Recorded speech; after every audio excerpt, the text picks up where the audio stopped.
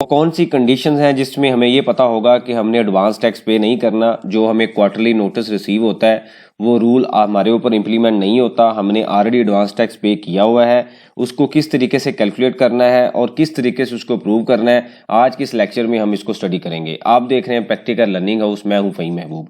वापस आते हैं टॉपिक के ऊपर। जैसे आप सबको पता है कि क्वार्टरली हमें एडवांस टैक्स का नोटिस रिसीव होता है, जिसमें हमें कहा जाता है कि आप अपनी इनकम की असेसमेंट करें और उसके बाद उसकी कैलकुलेशन करें और जो एडवांस टैक्स आपका बनता है वो हमें आप जमा करवाएं।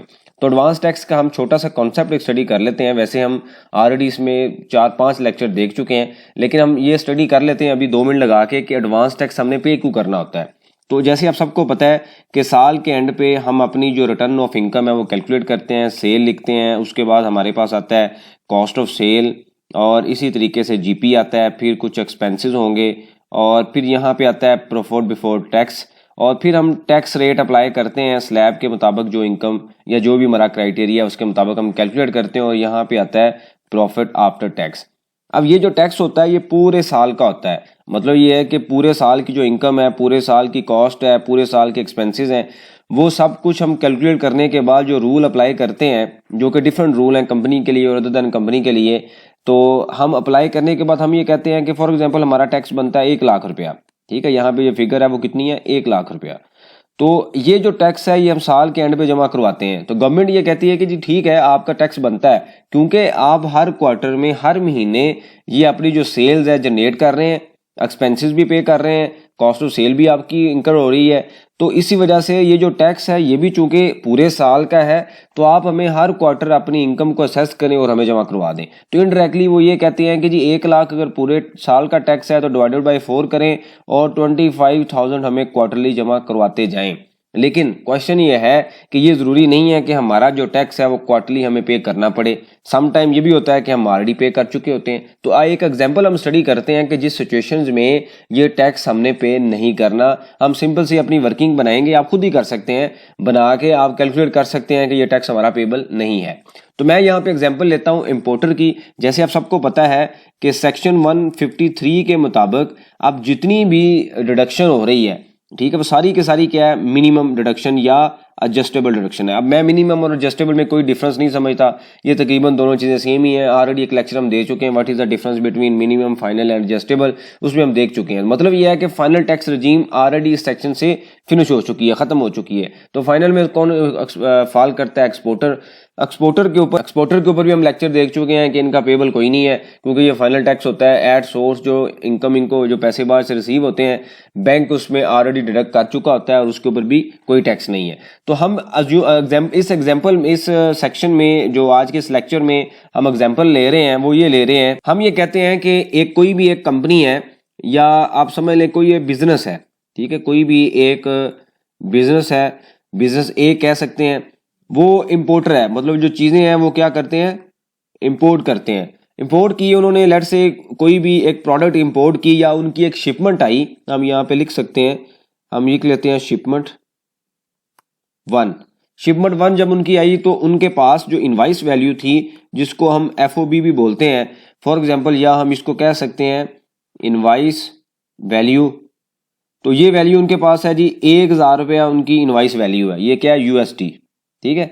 तो जब ये इनवाइस वैल्यू है बेसिकली, तो जब यूएसडी को आप पीकेआर में कन्वर्ट करते हैं तो हम राउंड ऑफ के लिए 300 से मल्टीप्लाई करते हैं तो हमारे पास फिगर क्या आ जाएगी, लेट्स से ये 3 लाख रुपया, ठीक है। या बल्कि आप सिंपल छोटी सी एग्जांपल ले लेते हैं, हम इसको 100 ले लेते हैं ताकि इजीली कन्वर्जन हो जाए, ठीक है, इजीली हम इसको कन्वर्ट कर सकें, वैल्यू छोटी होगी तो, ठीक है।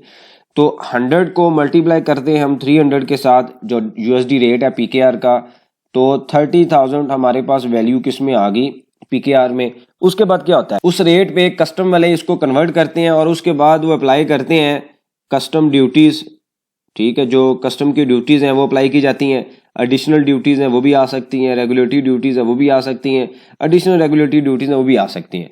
तो लेट्स से हम ये कहते हैं इन सब का जो रेट है वो हम अज्यूम कर लेते हैं, इन सब का रेट कितना है, 20%। यानी कि सारी जो प्रोडक्ट आप इंपोर्ट कर रहे हैं जिस कैटेगरी में होगी उसके मुताबिक उसका रेट अप्लाई हो जाएगा। तो इसका रेट अगर 20,000 लें तो ये 6,000 रुपया जनाब आपने ड्यूटीज़ पे कर ली, ये भी किस में पे की हैं, पीकेआर में। तो टोटल वैल्यू इंक्लूडिंग ड्यूटीज़ कितनी होगी, 36 36,000। अब आपको पता है हम इंपोर्ट के लेक्चर में भी स्टडी कर चुके हैं कि 36,000 जो वैल्यू है, इसके जो वैल्यू आएगी उसके बाद रेट अप्लाई होगा कौन सा, सेल टैक्स का। ठीक है, सेल टैक्स में 18% जो डिफॉल्ट रेट है और 3% हम ये कहते हैं वैल्यू एडिशन का है। फॉर एग्जांपल तो टोटल 21% है बनता है, तो इस सेल टैक्स की वैल्यू आ गई ये आपके सामने। ठीक है, इसके बाद इस वैल्यू को ऐड किया जाता है, ठीक है, इंक्लूडिंग सेल टैक्स, और यहाँ पे आके इनकम टैक्स चार्ज किया जाता है। हम ये कहते हैं कि लेट से इसका रेट है 5.5%, तो इनकम टैक्स की वैल्यू कितनी बन गई, 2394 रुपये। ठीक है, ये टोटल वैल्यूज आ गई। तो ये आपने जो कोई भी एक प्रोडक्ट थी, कोई एक इम्पोर्टर था, उसने प्रोडक्ट परचेज की, उसने वैल्यू कस्टम ड्यूटीज पे कर दी, सेल टैक्स पे कर दिया और इनकम टैक्स पे कर दिया। हमारा चूंकि जो लेक्चर का टॉपिक है वो एडवांस टैक्स से रिलेटेड है, तो इसलिए सारी फिगर्स तो रेलिवेंट होती हैं बिजनेस में, लेकिन हमारे आज के लिए रेलिवेंट क्या है, ये वाली फिगर जो कि हम अभी स्टडी करेंगे कि ये जो टैक्स है इसको किस तरीके से हमने प्रूव करना है कि हमने ऑलरेडी इंपोर्ट स्टेज पर टैक्स दे दिया है, हमारे ऊपर ये रूल अप्लाई नहीं होता। ठीक है, अब हम आते हैं इसकी डबल एंट्री करते हैं। इसी जो सारी जो अभी हमने एग्जांपल स्टडी की है, हम ये कहते हैं कि यहाँ पे जो चूंकि आपको पता है जब आप कोई भी चीज़ इंपोर्ट करते हैं तो उसके साथ आपको जो लोकल चार्जेस हैं पोर्ट से आपके ऑफिस तक, वेयर हाउस तक, वो भी पे करने पड़ते हैं। तो फॉर एग्जांपल हम ये कहते हैं कि आपको 4,000 जो चार्जेस है ना वो एक्स्ट्रा पड़े हैं अदर क्लियरेंस की फॉर्म में। ठीक है, तो हम एग्जांपल अब सबसे उसके बाद क्या होगा कि सिस्टम में इसकी हम डबल एंट्री करेंगे। देखें, याद रखें कि किसी भी चीज़ को सही तरीके से रिफ्लेक्ट करने के लिए ये चीज़ बहुत ज़रूरी है कि उसकी रिकॉर्डिंग ठीक हो। अगर रिकॉर्डिंग ठीक नहीं होगी और बल्क में डाटा होगा या थोड़ा डाटा भी हो तो आप किस तरीके से उस डाटे पे रिलाई कर सकते हैं, आपको खुद से कॉन्फिडेंस नहीं है तो आप टैक्स डिपार्टमेंट को कैसे प्रूव कर सकेंगे। तो इसलिए हमेशा मैंने ये मेरी कोशिश रही है, एम्फसिस मैंने किया है कि कैलकुलेशन के बाद रिकॉर्डिंग बहुत ज़रूरी है। ठीक है, तो अब हम यहाँ पे हम ये ज्यूम करते हैं कि 4,000 क्या हुआ है कि आपने क्लियरेंस चार्जेस भी पे किए हैं, तो टोटल कॉस्ट आपके पास जो आ गई वो आ गया, हम स्टॉक बुक करते हैं कितनी अमाउंट से, 40,000 से। 40,000 कैसे आया कि 36,000 ये वाली फिगर और 4,000 क्लियरेंस कॉस्ट भी इसमें ऐड हो गई। ठीक है, ये आपकी क्या निकलाई, टोटल आपकी वैल्यू कॉस्ट की आ गई। उसके बाद डेबिट हम कर लेंगे सेल टैक्स, यानी कि जिसको हम क्या बोलते हैं, इनपुट टैक्स। कितनी वैल्यू से जो आपने टोटल ये पे किया है वो कितनी वैल्यू आ गई, 7560। फिर आता है इनकम टैक्स। देखें, इनकम टैक्स का लेक्चर स्टडी हो रहा है तो इस वजह से ये जरूरी है कि आपको इनकम टैक्स क्लियर होना चाहिए। उसके बाद आता है advance income tax under section 148 जो आपने पे कर दिया है, कितनी वैल्यू आ गई, 2394। ठीक है, उसके बाद अब आता है, उसके बाद क्रेडिट क्या हो जाएगा, क्रेडिट आप कर लेंगे शिपमेंट 1 का जो लेजर है उसको आप क्रेडिट कर लेंगे। टोटल वैल्यू जो 40,000 भी आ जाएगा, 75 भी आ जाएगा, ये फिगर भी आ जाएगी, तो टोटल ये क्रेडिट हो जाएगा। तो ये जो चूंकि ये जो फिगर है सेल टैक्स जो हमने यहाँ पे किया है वो सब्सिक्वेंटली आपने आउटपुट के अगेंस्ट एडजस्ट करना है, जिसका फार्मूला होता है output tax minus input tax. जैसे जैसे सेल होगा ये एडजस्ट होता जाएगा। ये जो फिगर है इसकी कैसे एडजस्टमेंट करनी है अभी हम इसको स्टडी करने लगे हैं। ठीक है, अब चूंकि लेक्चर है एडवांस टैक्स से रिलेटेड तो ये टैक्स ऑलरेडी दिया होगा, ये भी तो एडवांस टैक्स ही है ना, तो फिर हम सेक्शन 147 का टैक्स क्यों नहीं देंगे, ये हमारा आज का टॉपिक है। अब इस एग्जांपल के थ्रू पहले हमने ये स्टडी कर लिया कि भाई हमने टैक्स दिया हुआ है, अब हम ये देखने लगे हैं कि इस टैक्स को कैसे कंफर्म करना है कि हमने ऑलरेडी दिया हुआ है, उसको एग्जांपल के थ्रू भी देख लेते हैं। तो उसमें हमने क्या करना है, जैसे हमने ऊपर यहाँ पे एग्जाम्पल देखी थी पूरे साल की, तो जब आपके पास ये शिपमेंट आती है तो आप इसकी रिकॉर्डिंग करते हैं, और आपको पता है कि क्वार्टरली जो एडवांस टैक्स होता है वो हम जुलाई से सितंबर तक एक क्वार्टर होता है, क्वार्टर 1 जिसको बोलते हैं, फिर अक्टूबर से दिसंबर तक दूसरा क्वार्टर होता है, उसके बाद आता है जनवरी से मार्च तक तीसरा क्वार्टर है, और फिर आता है अप्रैल से जून तक चौथा क्वार्टर है। ठीक है, ये 4 क्वार्टर है। तो फॉर एग्जांपल हम ये कहते हैं कि ये शिपमेंट कब रिसीव हुई है, हमें जुलाई के अंदर या अगस्त के अंदर या इवन सितंबर के अंदर।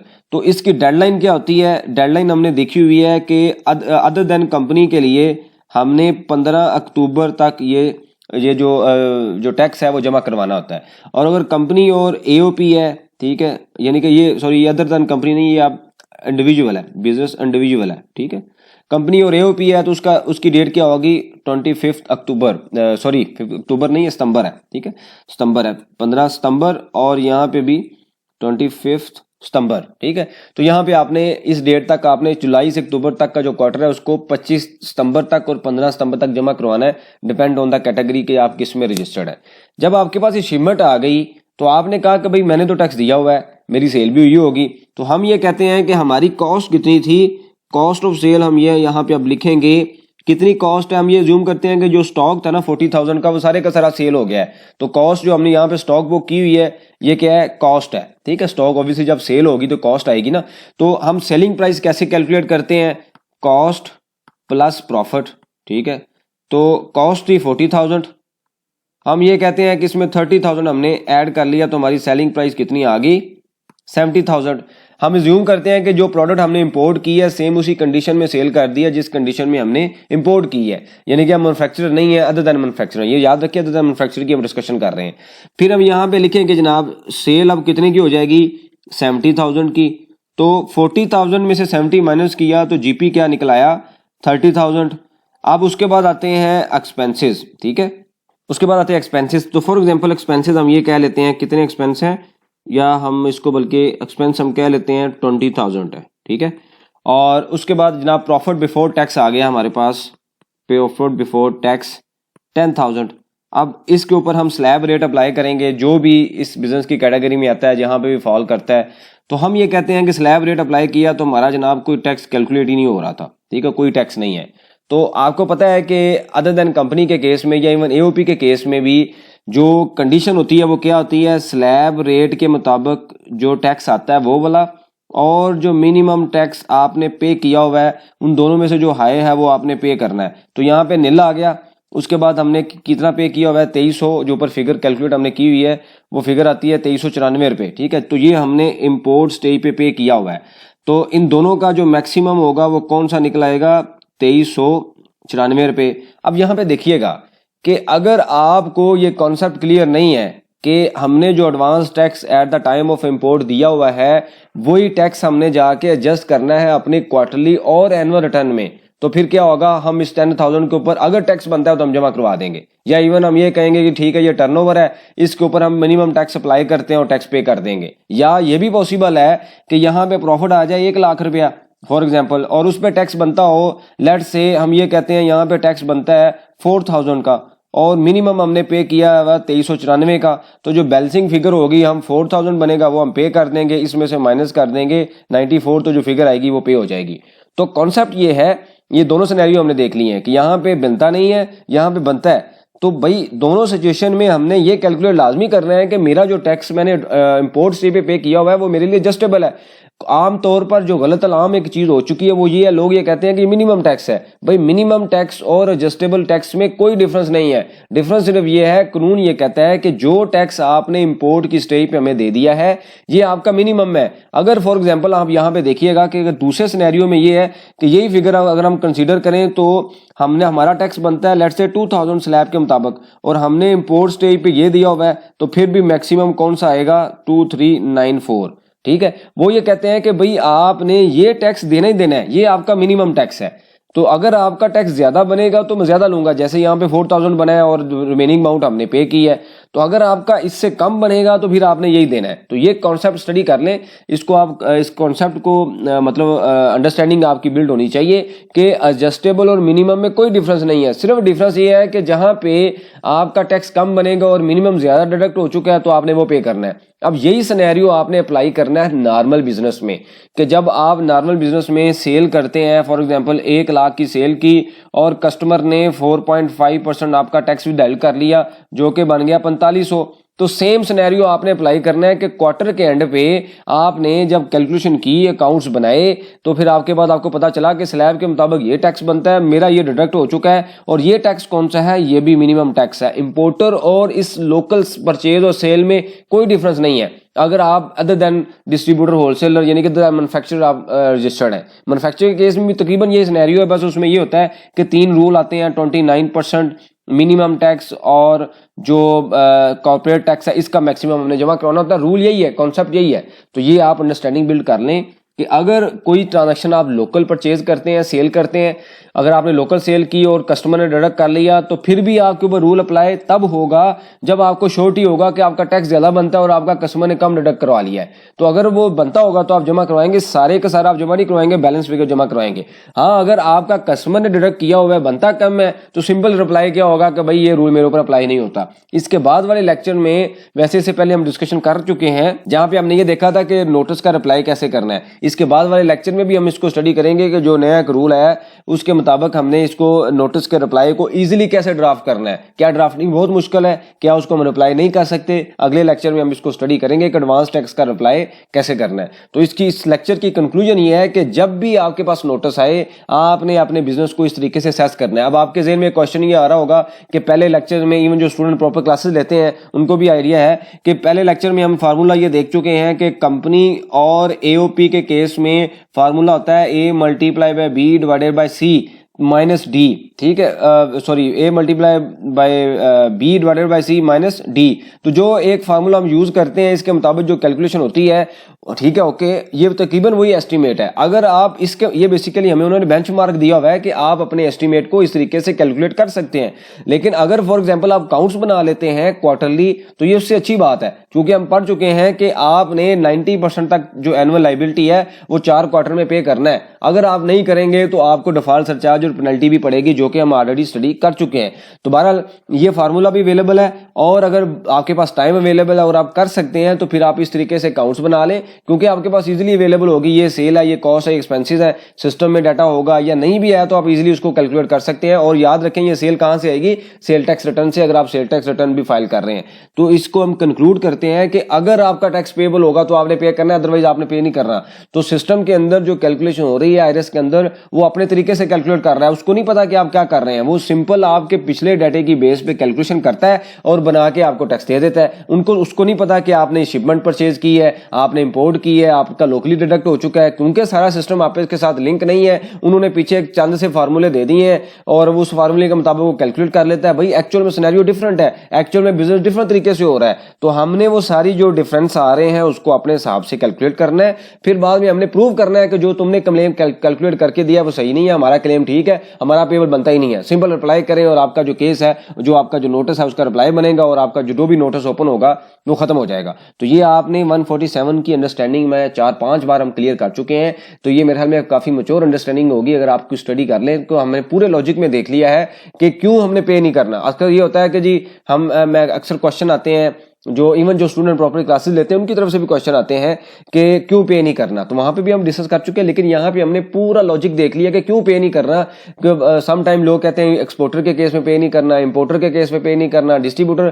के केस में पे नहीं करना। भाई करना जरूर है, लेकिन उसकी रीजन ये है कि अगर हम इन 3 कंडीशन में फॉल करेंगे तो पे होगा, अदरवाइज नहीं होगा। 3 कंडीशन हमने क्या देखी है कि अगर आपका कैलकुलेट कम हुआ है, मिनिमम ज्यादा हो गया, तो फिर मिनिमम आपका क्या हो जाएगा? मैक्सिमम। अगर कैलकुलेट ज्यादा हुआ है काउंट्स बनाने के बाद, मिनिमम कम है, तो डिफरेंस हम पे कर देंगे। अगर कैलकुलेट 0 है और मिनिमम पे हुआ है तो फिर आपका मिनिमम है। मतलब ये है कि मिनिमम जो एट सोर्स पे डिडक्ट हो चुका है, जो कस्टमर ने कर लिया या इंपोर्ट पे कर लिया, वो मिनिमम है, वो पे करना ही है। इससे ज्यादा होगा तो हम बैलेंस पे करेंगे, इससे कम होगा तो हमें रिफंड मिलने वाला नहीं है। इससे रिलेटेड कोई क्वेश्चन हुआ मेंशन कीजिए, उसके ऊपर हम डिस्कशन करेंगे ताकि जो लर्निंग का प्रोसेस है ये कंटिन्यू रहे।